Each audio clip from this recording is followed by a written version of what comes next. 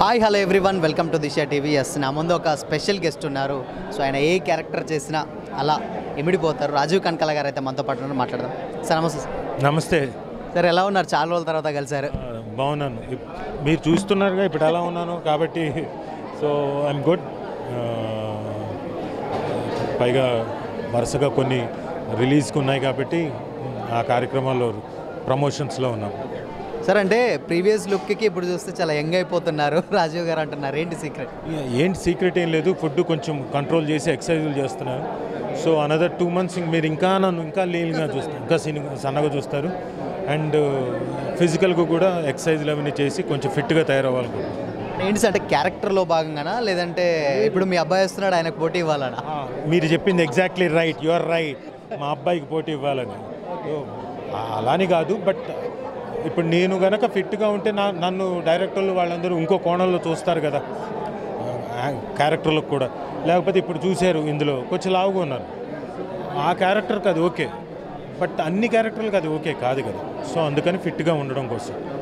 So home town బేసిక్గా ఎవరికైనా ఆ చిన్న పాయింట్ అంటే డెఫినెట్గా ఎవరికైనా ఉంటుంది.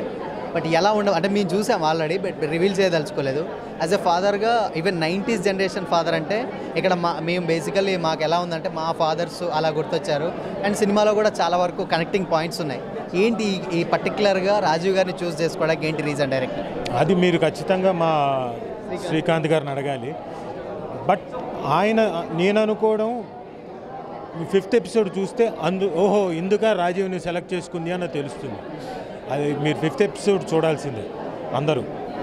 సో అంటే లాస్ట్లో ట్విస్ట్ పెట్టారు, మరి ఆ ట్విస్ట్లో ఏంటి? అదే అంటున్నా, మీరు ఆ 15 నిమిషాలు చూస్తే ఓహో రాజీవ్ని ఇందుక తీసుకుంది శ్రీకాంత్ పల్లె అన్న అతను, దీనికోసమా అతను ఎంచుకుంది అని మీకు తెలుస్తుంది. సో సార్, అంటే మేము చిన్నప్పటి నుంచి చూస్తున్నాం మీ క్యారెక్టర్స్, అంటే ఈవెన్ మా చిన్నప్పటి నుంచి కూడా మేము చూస్తూనే ఉన్నాం, మీరు చేస్తూనే ఉన్నారు. సో ఫ్యూచర్ ప్రాజెక్ట్స్ ఏం చేస్తున్నారు ఇప్పుడు? ప్రస్తుతం అయితే ఒక 6 సినిమాలు చేస్తున్నానండి. ఒక 4 ఓటీటీ సిరీస్ చేస్తున్నా, వెబ్ సిరీస్. అన్నీ సోనీ లివ్కి ఒకటి, అమెజాన్కి ఒకటి, ఆహాకు ఒకటి, ఈటీవీకి ఒకటి. సో మేము సినిమా చూసేటప్పుడు మాకు గుర్తొచ్చింది ఏంటంటే ఫ్రెండ్స్ గ్యాంగ్ మీ అబ్బాయి క్యారెక్టర్ చేసే గ్యాంగ్ కూడా మేము చూస్తుంటే మరి మాకు చూసినప్పుడు ఇమాజిన్ ఏమనిపిస్తుంది అంటే ఎన్టీఆర్ గారు రాజీవ్ గారు ఏం అల్లరి చేస్తుంటారా అనిపించింది. ఓ అబ్బో, బోల్డ్ అంతా అల్లరి చేసాము, అన్నీ చెప్పుకోలేనివి. బెస్ట్ మూమెంట్ ఏంటి సార్ అంటే చేసిన ఒక చిన్న అల్లరి? మేము చేసిన అల్లర్లా అలా బెస్ట్ మూమెంట్ అంటే చాలా ఉన్నాయండి. అంటే అవి కొన్ని చెప్పడానికి వీల్లేని అల్లర్లు కాబట్టి చెప్పలేను.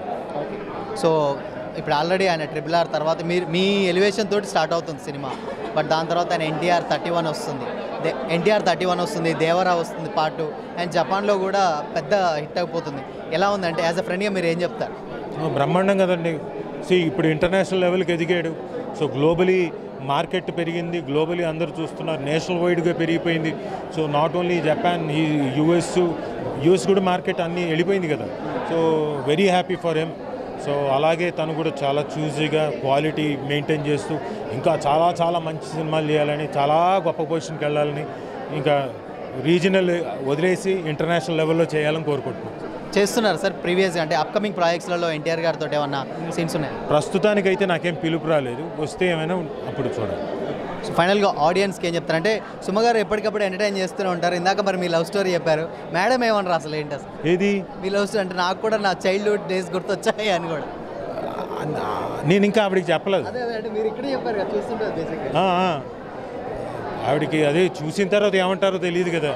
నేనేదో మంచి ఎమోషనల్ దీని మీద మాట్లాడేసా, కానీ ఇది మొత్తం టెలికాస్ట్ అయిన తర్వాత ఏమవుతుందో చూడాలి. ఓకే, ఫైనల్గా మీ అబ్బాయి కూడా ఇండస్ట్రీకి వచ్చారు, అండ్ నెక్స్ట్ ఇప్పుడు సినిమా కూడా రాబోతుంది. యాజ్ అ ఫాదర్గా ఎలా ఉంది ఆయన సినిమా చూసింగ్ విషయంలో మీదేమన్నా ఉంటుందా? యాక్చువల్గా నా ప్రమేయం ఏమీ లేదు, కాకపోతే అతను చూస్ చేసుకుంటున్న విధానం సూపర్గా ఉంది. ఇప్పుడు తనకు లైనప్లో 3 సినిమాలు ఉన్నాయి. ఇప్పుడు మోగ్లీ చాలా బాగా వస్తుంది.